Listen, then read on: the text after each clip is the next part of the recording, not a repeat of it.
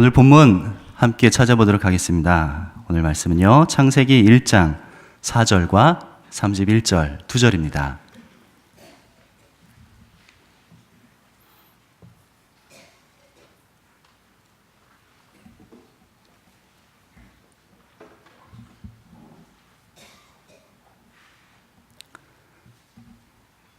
구약성경 창세기 1장 4절과 31절을 우리 한 목소리로 함께 읽어보겠습니다. 자, 함께 읽습니다. 빛이 하나님 보시기에 좋았더라. 하나님이 빛과 어두움을 나누사 하나님이 지으신 그 모든 것을 보시니 보시기에 심히 좋았더라. 저녁이 되고 아침이 되니 이는 여섯째 날이리라. 아멘. 이제 김금성 목사님 나오셔서 우리에게 말씀 전해 주시겠습니다.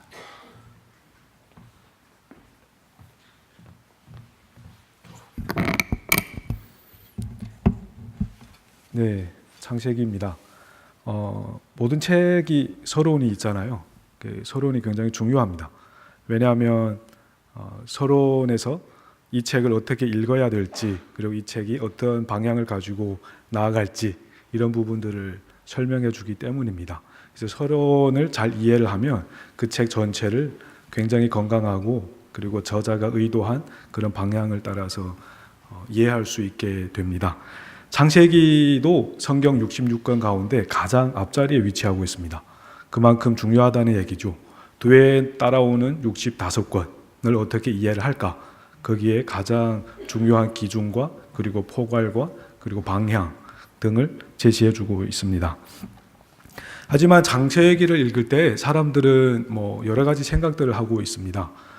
문학책으로도 이해할 수도 있고요. 물론 문학적인 요소가 없는 건 아닙니다.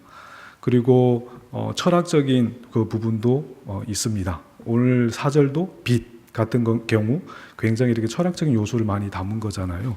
그리고 또 과학적 그런 책으로도 이해를 하려고 합니다. 창조라고 하는 이 테마도 굉장히 과학적인 요소를 많이 포함하고 있잖아요. 하지만 아쉽게도 아쉬운 거 아니죠. 하나님께서 창세기라고 하는 그 책을 저작을 할 때에 이런 요소를 포함을 하였지만 궁극적으로는 이런 쪽으로 기록을 하지 않았다는 겁니다. 신학적으로 기록을 했습니다. 즉 하나님이라고 하는 이 분이 어떤 분인지 그리고 어떤 일을 하셨는지 이 부분을 알려주려고 그리고 제시를 하려고 드러내 보여주려고 기록을 하였습니다.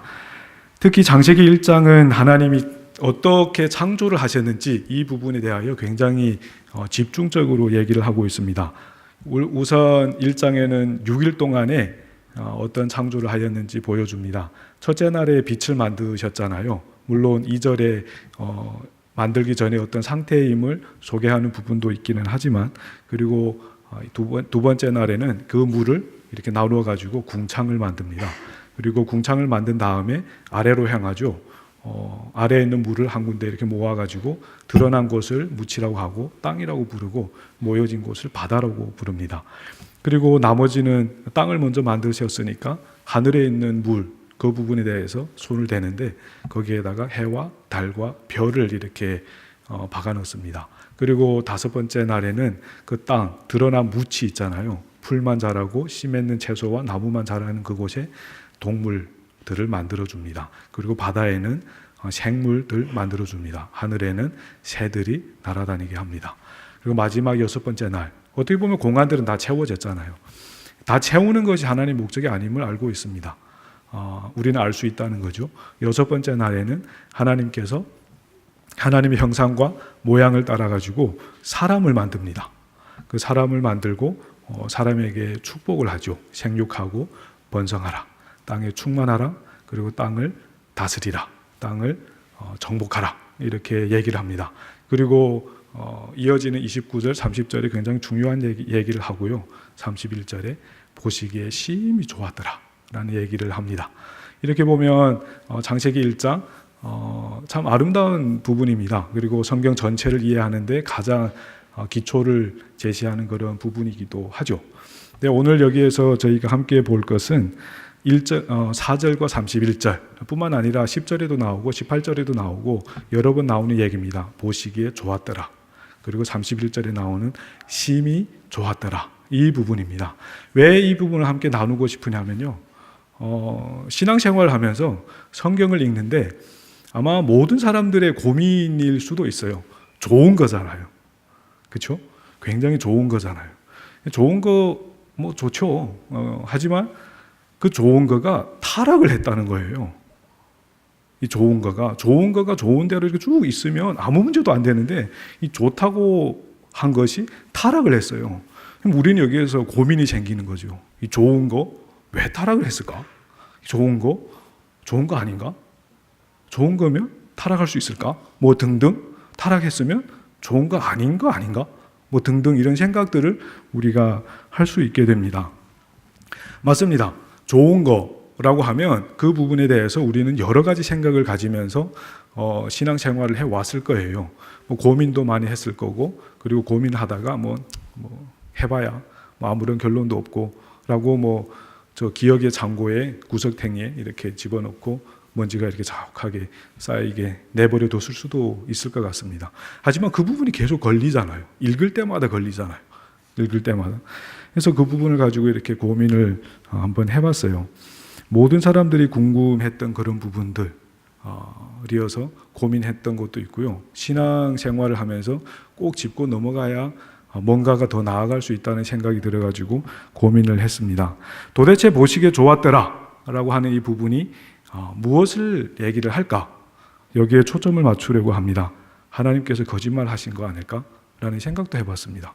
그렇게 생각하는 사람들이 있어요. 그래서 엉뚱하게 막 펼쳐나가고 주장하는 사람들 우리 주변에도 아니면 매스컴이나 책을 통해 가지고 보아왔을 거라고 생각을 합니다. 아니면 하나님께서 별로 좋지 않게 만드셔 놓고는 어차피 증인이 없잖아요. 그리고 좋다라고 뻥을 쳤을 수도 있고 상상이 충분하잖아요. 그렇잖아요. 아니면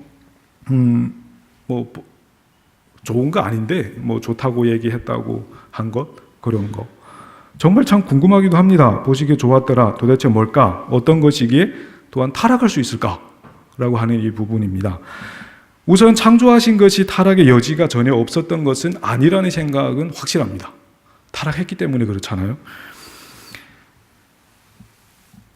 이 부분을 이해하기 위해 가지고 전통적인 그런 이 부분에 대한 해석을 한번 들어보는 것도 좋을 것 같습니다. 우선 우리가 생각했던 것처럼 그렇게 단순한 거는 같지 않아요. 좋은 건데 타락할 수 있을까? 여기에서 멈추는 게 아니라 좋은 것인데 타락을 했어요. 사실이잖아요. 그래서 좋은 것이지만 타락할 가능성이 있다는 것이 전제가 될 수밖에 없어요. 우리 앞에 놓여진 사실을 가지고.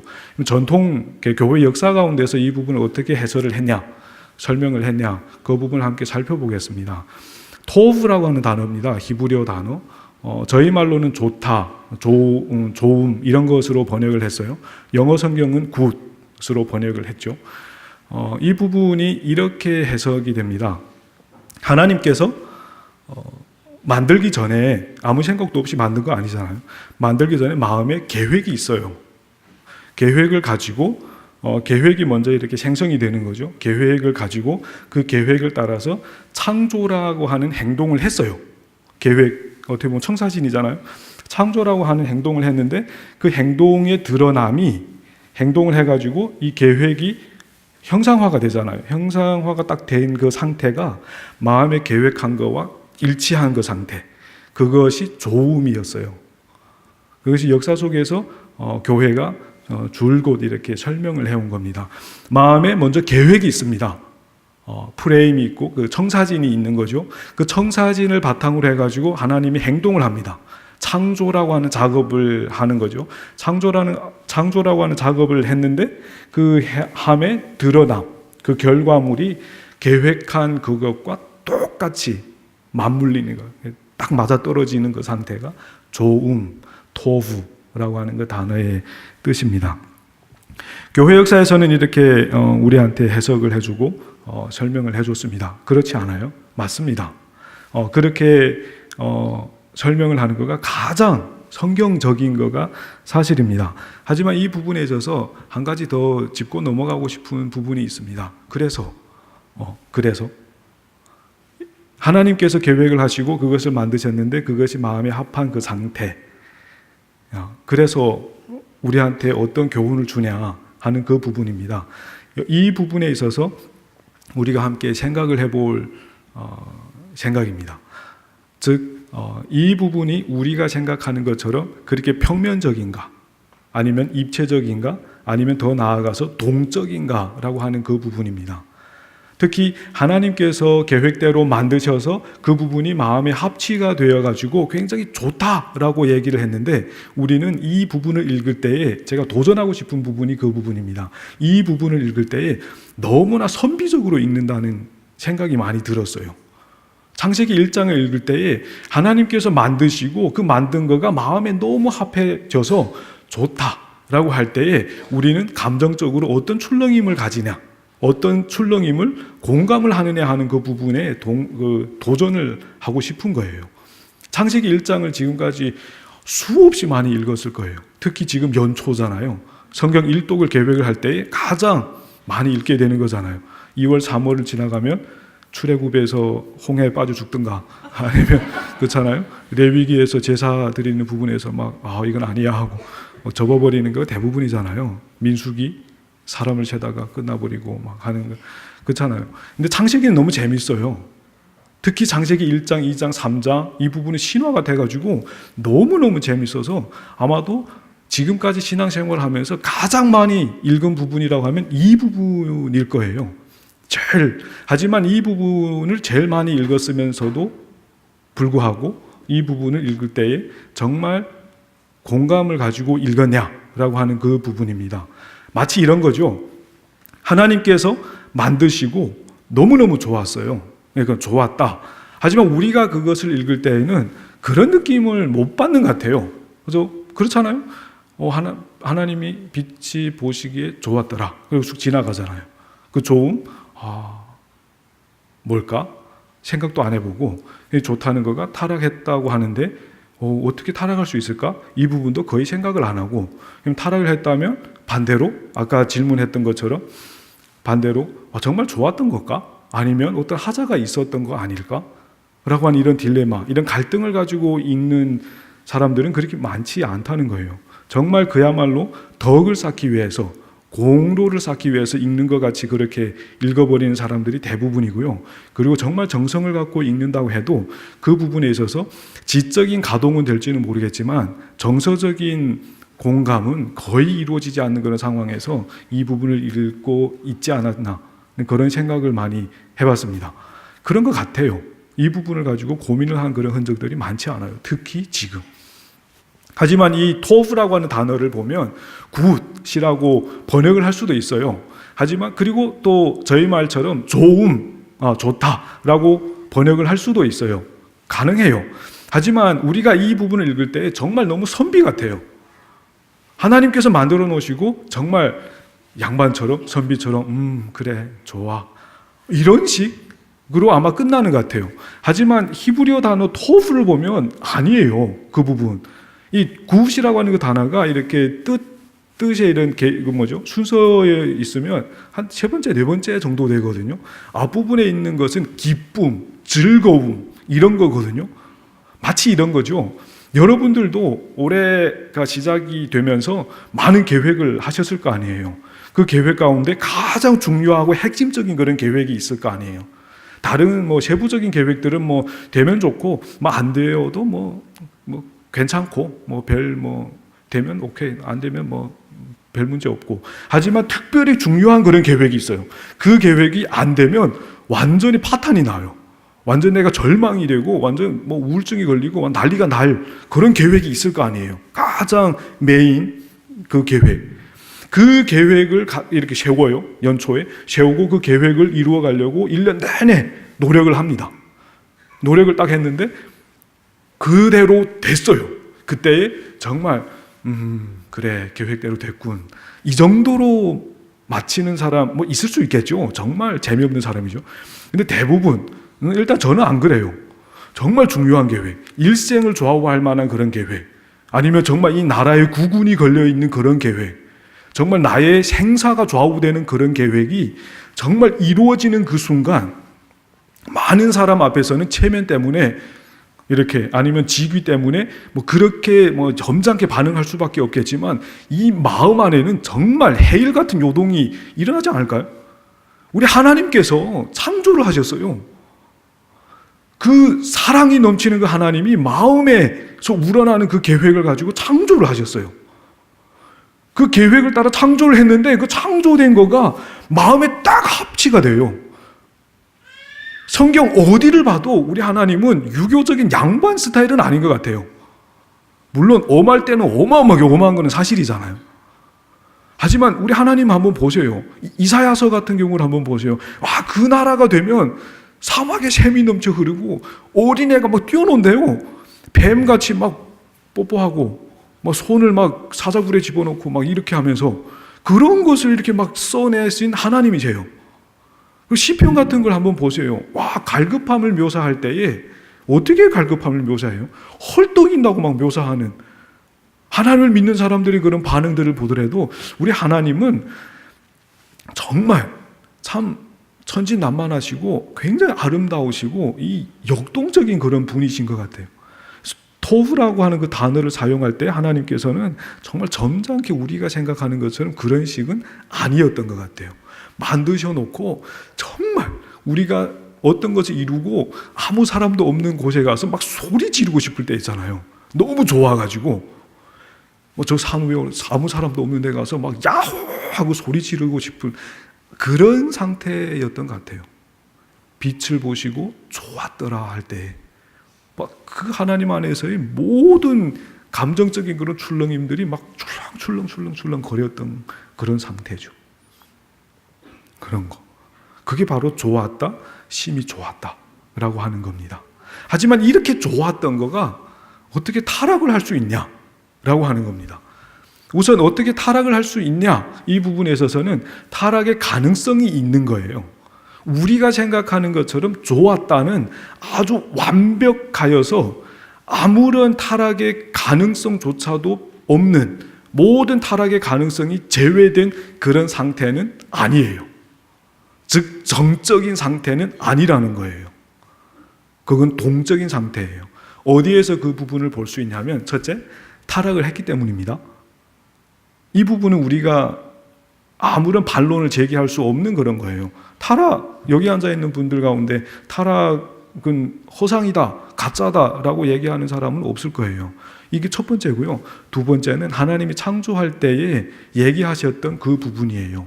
어디에서 볼 수 있냐면요, 금방 읽은 31절 좋았더라 좋았더라 좋았더라 좋았더라를 하고 마지막 31절에는 심히 좋았더라 라고 합니다.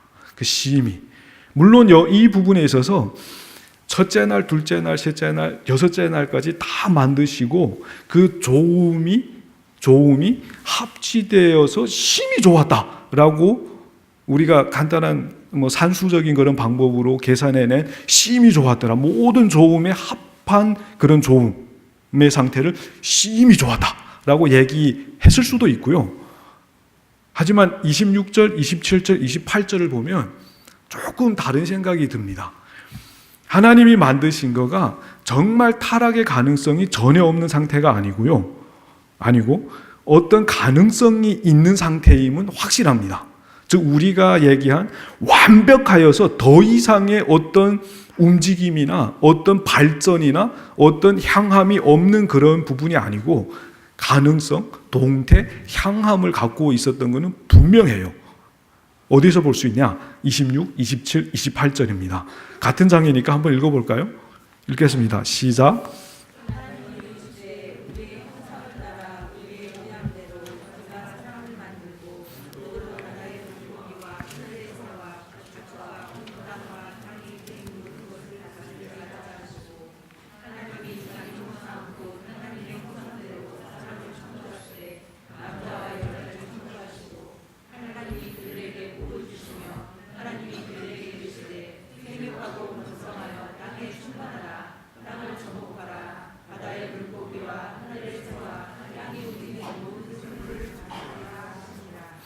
하나님께서 첫째 날부터 다섯째 날까지 우선 첫째 날에서 셋째 날은 공간을 만드시고 특정한 공간을 만드시고 넷째, 다섯째 날에는 그 공간을 채우는 방식으로 창조를 하셨거든요. 그리고 여섯 번째 날에 하나님의 형상과 모양대로 사람을 만들었어요. 사람을 만들고 첫 번째 말을 건넨 그 말씀이 생육하고 번성하여 땅에 충만하라 라고 얘기를 합니다. 어떤 가능성이냐면요, 하나님이 만드신 이 세상에 하나님의 형상과 모양을 가진 존재가 충만하지 않은 상태에 처해 있는 거예요. 그래서 생육하고 번성하여서 충만할 그런 가능성을 가지고 있는 거잖아요. 축복이에요. 두 번째, 다스리고 정복하라고 하잖아요. 다스림의 필요함, 정복함의 필요함이 필요한 그런 상태, 그런 가능성, 그런 향함이 있는 거예요. 이런 부분을 우리가 고려할 때는 심히 좋았더라는 하나님께서 자신의 계획, 이 안에 있었던 그 계획이 그 계획을 가지고 계획대로 창조를 해서 드러난 그 상태, 창조할 때 드러난 그 상태만을 보고 심히 좋았다. 그리고 그 상태가 여섯째 날이 되어서 완성되는 그런 걸 보고 심히 좋았다라고가 아니라 하나님의 형상과 모양을 따라서 사람을 만들고 그 사람이 하나님이 제시한 형상과 모양이라고 하는 그 기준을 가지고 생육하고 번성하여 이 땅에 충만할 뿐만 아니라 하나님이 만드신 이 세상을 하나님이 주신, 부여하여 주신 그 형상과 모양을 가지고 정복하고 다스리는, 그리하여서 그 땅이 정복함을 당하고 다스림을 받아가지고 이제 도달하게 될 그 궁극적인 그 상태, 그 상태까지 하나님께서 내다보면서 심히 좋았다 라고 했던 그 부분이에요. 그래서 우리는 여기에서 볼 때에 이 세상은 동적인 세상이에요. 이 세상은 어딘가를 향하고 있는 그런 세상인 거예요. 멈춰있고 정지져서 뭐 꼼짝달싹하는, 우리는 그런 걸 생각하잖아요. 애를 키울 때도 그러잖아요. 걔가 거기에 딱 앉아있어서 정말 내가 원하는 그대로 딱 있을 때에 좋아 하는데 걔가 움직이잖아요. 그럼 안 좋아 막 그렇게 돼요. 근데 그게 안 좋음이 아니라 좋음이에요. 그래가지고 걔가 정말 태어날 때에 완성되는 그런 상태에 성장을 해야 되는 것처럼 우리가 그런 생각을 가져야 돼요. 그걸 언제 깨달아요? 사춘기 때 깨닫잖아요. 이게 안 되구나 진짜. 완전 딜이 박잖아요. 받아버리잖아요. 감당이 안 되잖아요. 그리고 막 가출해버리고. 그럼 어떻게 하겠습니까? 살아있는 애를. 그건 너무 심하게 하면 완전 사육을 하는 거가 되고, 완전히 뭐 당하면 애가 방종으로 가버리게 되고, 그 가운데를 어떻게 잘 조율을 하냐. 그 부분이 굉장히 지혜잖아요. 마찬가지예요. 하나님께서 우리 이 세상을 만들 때에도 그런 부분이 있었던 거예요. 어마어마한 자유를 우리한테 주셨고, 우리한테 사실 어마어마한 도박을 걸었던 것도 사실입니다. 그리고 하나님께서 만드시고 심히 좋았다라고 하셨는데, 그 좋음이 진짜 심히 좋았던 것은 사실입니다. 어마어마하게 좋았던 것도 사실입니다. 어디서 알 수 있냐? 타락했을 때 그게 증명이 됩니다. 우리는 낡으면 버리고 새 거를 좋아한다는 그런 속담이 있어요. 특히 중국말에 낡은 거는 싫어하고 새 것을 좋아한다, 그런 속담이 있는데, 그 속담은 특정한 부분에는 맞는데 전체적으로는 안 맞는 것 같아요. 정말 내가 좋아하는 거는 낡아도 안 버려요. 그래서 우리 박물관이 있잖아요. 그렇잖아요. 정말 좋은 거, 정말 좋아하는 거는 안 버리게 되어 있습니다. 간직하게 되어 있거든요. 하나님께서 세상을 만들 때에 정말 좋았다, 심히 좋았다 라고 했던 거가 사실인 거는 분명합니다. 언제? 타락했을 때 하나님은 이 세상을 버리지 않고 이 세상을 고치려고 작정을 하십니다. 3장에 들어가서 이 세상이 망가지잖아요. 인간이 하나님의 형상대로, 모양대로 반응을 하지 않고 자기 마음대로 사탄이 제시한 그 연마탄으로 인해 가지고 정확한 판단을 못함으로 하나님에게 반기를 들잖아요. 그럴 때 하나님의 반응은 그래? 나 따로 만들게 하고 다 없애버리지 않고, 다 죽여버리지 않고, 창세기 3장 15절에 어떤 제시를 합니까? 여자의 후손을 주잖아요. 여자의 후손이 나올 것이고 그가 뱀의 머리를 상하고 뱀은 그 여자 후손의 발꿈치를 다치게 할 거다 라고 하는 이 부분을 볼 때 하나님께서 이 세상을 만들 때 정말 좋아하셨구나 라고 하는 것을 여기에서 알 수 있게 됩니다. 그리하여서 태어난 그 첫 번째 아이가 누군지 아세요? 가인입니다. 여인의 후손이랬잖아요. 아담과 하와가 타락한 다음에 정말 어마어마한 저주를 받은 다음에 하나님의 그 한올의 희망, 하나님이 던져준 그 희망을 딱 붙잡고 정말 간절히 기다렸던 거예요.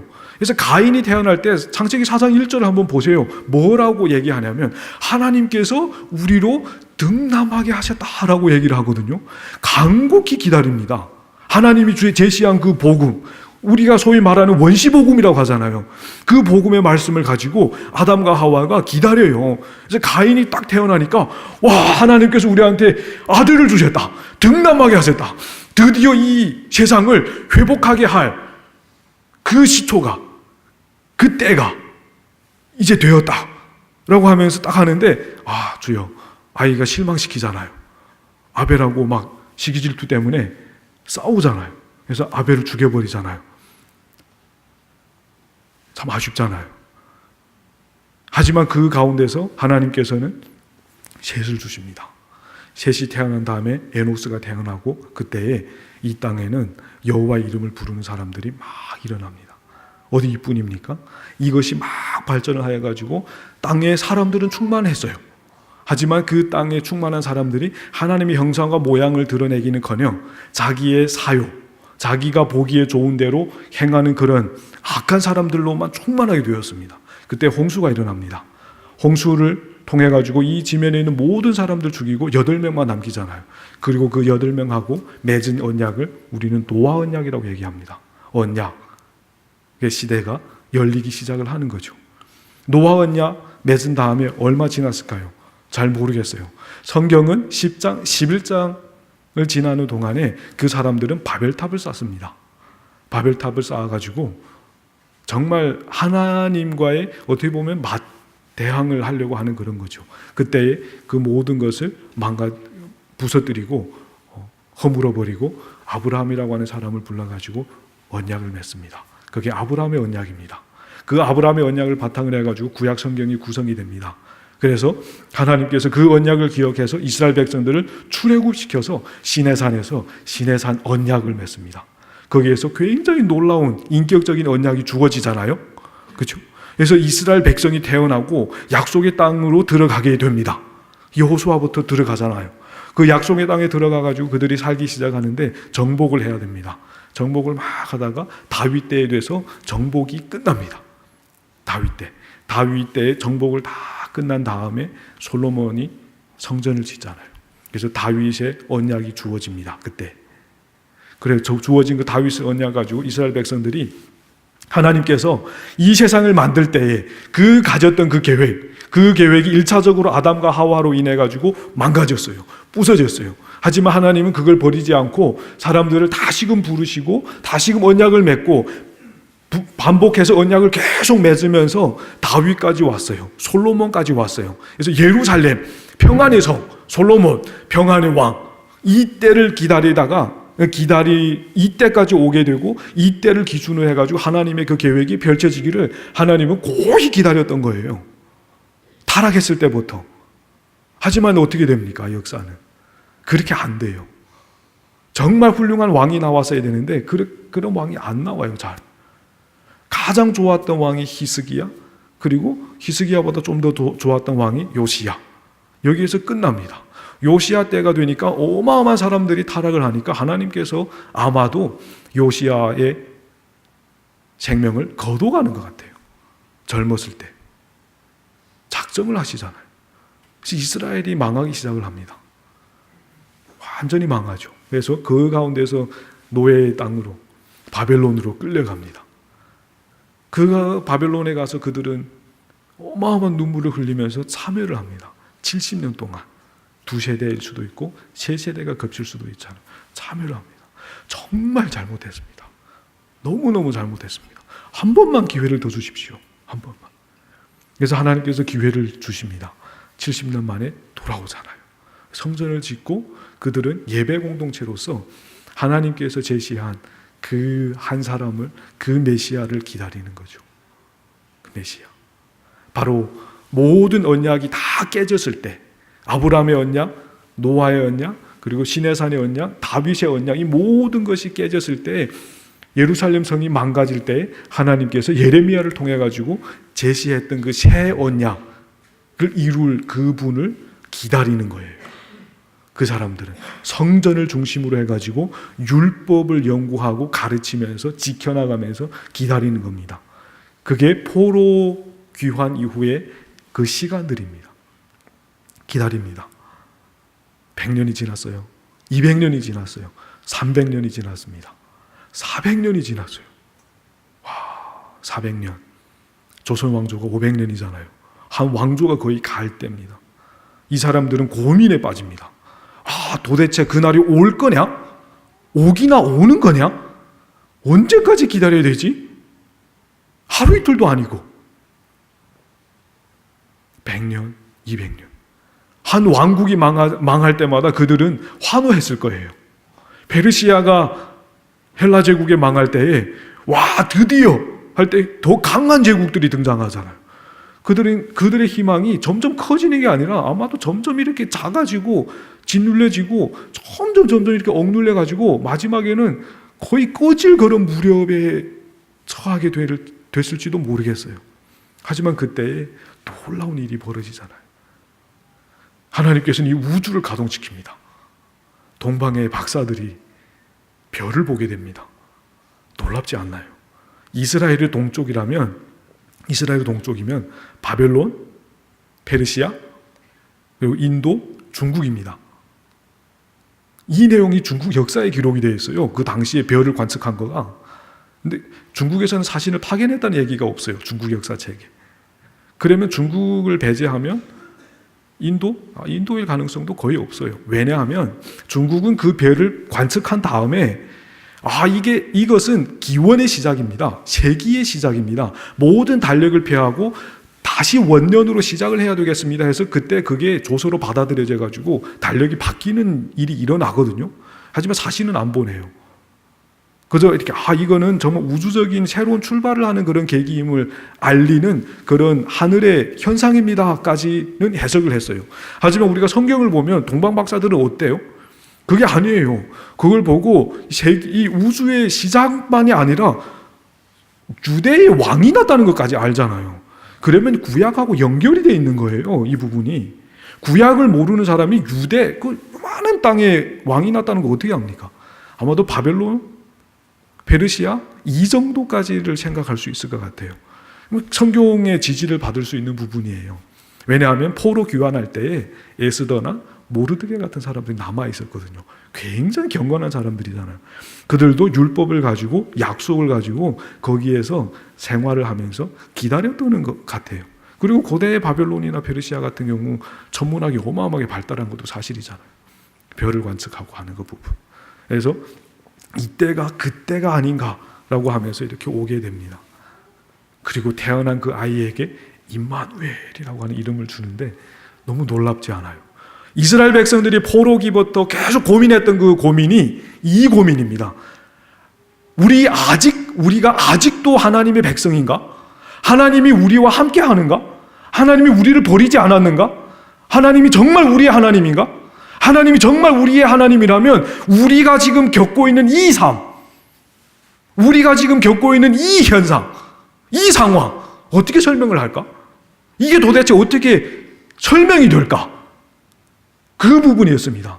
하나님, 정말 우리와 함께 하는 겁니까? 하나님께서 이 세상을 만들고 보시기에 좋았다라고 말씀을 하시고 정말 좋았던 것 같아요. 타락해도 버리지 않았으니까. 그리고 언약을 계속 주셨어요. 그 언약을 주심으로 인해서 우리 이스라엘 백성들이 태어났잖아요. 다윗의 왕조가 영원하다면서요. 우리가 잘못해서 그렇게 된 거는 사실입니다. 하지만 우리한테 약속을 주셨잖아요. 새 언약. 그 약속대로 우리가 포로에서 돌아왔잖아요. 회복시켜 준다면서요. 몇 대가 죽었습니까? 아직도 이렇습니까? 언제까지입니까? 언제까지 이렇게 우리를 버려두고 우리를 돌아보지 않겠습니까? 한 달, 두 달의 기도가 아니에요. 400~500년의 기도입니다. 한 민족이, 약속을 가진 그 민족이 좋다면서요. 좋아서 다시 회복시킨다면서요. 그 회복의 핵심 기로 우리를 선택을 하셨다면서요. 구약 전체를 돌아보면 신실하신 하나님만 드러난다는데 우리가 당면한 이거는 뭡니까? 도저히 이해가 안 됩니다. 언제까지 기다려야 됩니까?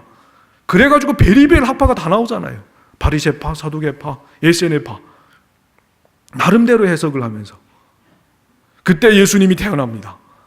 하나님이 던진 그 한마디가 이겁니다. 임마누엘, 내가 너희와 함께 한다. 하나님이 우리와 함께 한다. 야, 얼마나 큰 위로입니까? 임마누엘. 예수님이 그렇게 태어나셨어요. 그리고 30살 될 때 요단강에서 세례를 받습니다. 기막힌 현상이 벌어집니다. 아, 우리 하나님이 지금 여기까지 기다리셨구나. 이때를 기다리셨구나. 정말 이스라엘을 선택을 하셔서 기대하셨던 그 기대가 수포로 돌아간 다음에 정말 하나님은 그 궁극적인 그 기대를 여기에다가 두셨구나. 예수님이 세례를 받습니다. 하늘이 열린다고 하잖아요. 근데 그 부분은 이렇게 번역을 할 수도 있어요. 하늘이 찢어졌다고 얘기할 수도 있습니다. 좀 더 역동적으로 번역하면 하나님께서 하늘을 찢으셨어요. 하늘은 하나님이 거하시는 데 아닌가요? 그렇잖아요. 하나님이 이 세상을 만들 때에 하늘에는 하나님의 통치함, 하늘의 영광, 하나님의 영광이 충만한 그곳이 한 번도 충만하지 않았던 적이 없는 그곳이 하늘이에요. 하지만 하나님이 만드신 이 땅은 아직 하나님의 형상과 모양을 가진 그리고 하나님의 영광이 충만하지 않았어요. 왜냐하면 하나님께서 하나님이 만드신 그 사람들을 통해 가지고 이 땅이 충만해지기를 기대하셨던 거예요. 하지만 그 부분이 망가졌잖아요. 그 부분을 회복하기 위한 그 역사를 막 펼쳐가는데 이스라엘 백성들은 아니에요. 처음에는 그럴듯했는데 정말 삐뚤게 나가서 포로로 보내지 않을 수 없는 그런 상황이 되었습니다. 그래서 포로로 보냈어요. 반성을 했어요. 반성을 할 때 하나님께서 그때 가진 계획은 예수님이었어요. 그래서 하나님께서 예수님이 세례를 딱 받을 때 공적인 사역이 시작되는 그 시기에 하늘을 쫙 찢으신 거죠. 야, 내가 드디어 이 시기를 기다렸고 이 시간이 끝내는 왔구나. 쫙 기다리고 말을 뱉으시는데 성령을 딱 보내시고 말을 뱉으시는데 이 말씀입니다. 이는 내 사랑하는 자요 내가 기뻐하는 자다라고 얘기합니다. 드디어 내가 이 세상을 만들 때에 기대했던 그 기대가 이루어지는 그거다. 더 이상 이루어지지 않음의 가능성이 전혀 없게 되는, 가능성이 전혀 삐집고 들어올 수 없는 그런 때가 시작하는, 그 때를 가져오는 그 자가 드디어 여기에서 시작을 하는구나 라고 합니다. 이는 내가 사랑하는 자요 내가 기뻐하는 자다. 토브. 하나님께서 세상을 만드시고 너무너무 기뻐했던, 막 기뻐서 야호하고 외쳤던 그 외침이 거기에서 보입니다. 그 예수님이 3년 동안의 공생애를 하면서 자신이 이루고 싶었던 것을 이렇게 요약을 합니다. 나는 아버지의 뜻을 이루기 위하여 왔다. 십자가에서 죽습니다. 부활하십니다. 40일 동안 제자들과 같이 있습니다. 그리고 승천하십니다. 다시 오시겠다고 약속을 하십니다. 이 모든 그 사역의 열매로서 우리가 여기 있지 않습니까? 언약의 백성으로서, 신약의 교회로서 하나님이 이 땅에 우리를 심기 위하여 기다렸던 겁니다. 우리는 그 증인들이에요. 우리는 그 증인으로서 이 땅에서 살아야 하는 겁니다. 하나님이 이 세상을 만들 때에 기대하셨던 생육하고 번성하여 충만하라 라고 했던 그거, 이 땅을 정복하고 다스리라 라고 했던 그 부분, 우리가 이 세상에서 살아내야 하는 그 부분입니다. 살아내는 우리가 되었으면 합니다. 좋으신 하나님 함께 부를까요? 간단한 가사니까. 좋으신 하나님, 좋으신 하나님, 참 좋으신 좋으신 한 번 더 부르겠습니다. 나의 하나님, 좋으신 하나님, 좋으신 하나님, 좋으신 하나님, 참 좋으신 나의 하나님.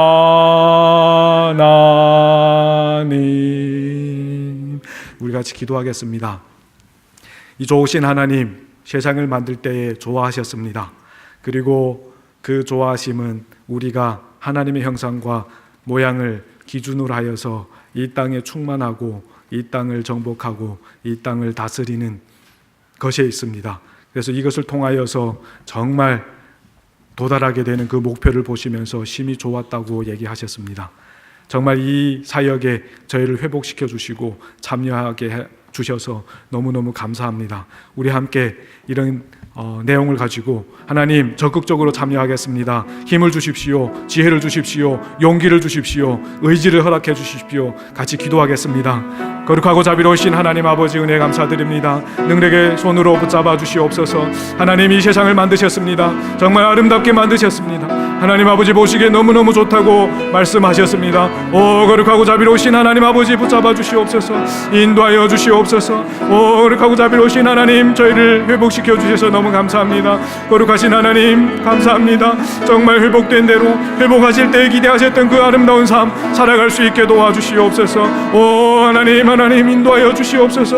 그 예수님의 놀라운 사역으로 정말 하나님의 교회로 하나님의 사람으로 회복시켜 주셨는데 그에 합당한 삶을 살게 하여 주시옵소서. 감사합니다. 하나님, 거룩하신 하나님 은혜 감사드립니다.